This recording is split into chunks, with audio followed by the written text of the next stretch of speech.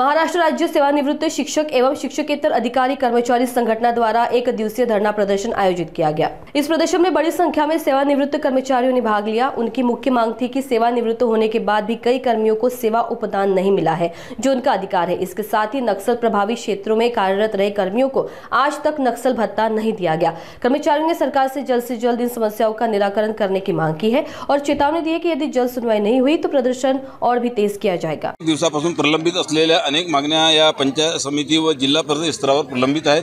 त्यामध्ये प्रमुख मागण्या म्हणजे आपल्याकडे मार्च 2025 पासून जे सेवानिवृत्त झालेले आहेत त्यांना उपदान आणि अंश राशीकरण ही राशी त्यांना मिळालेली नाही।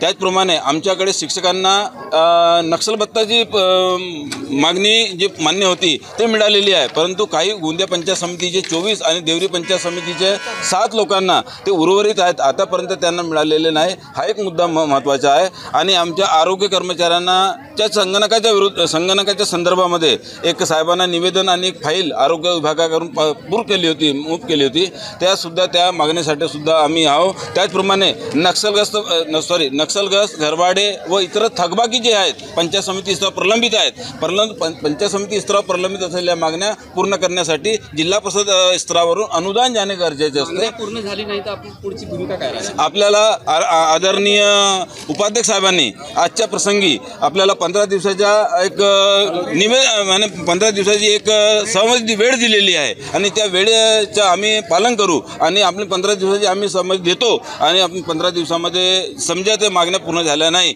तर पुढील सुद्धा 16च्या नंतर आम्ही वाटाघाटी करून पुढची मागणी पुढच्या याच्यावर आम्ही विचार करू।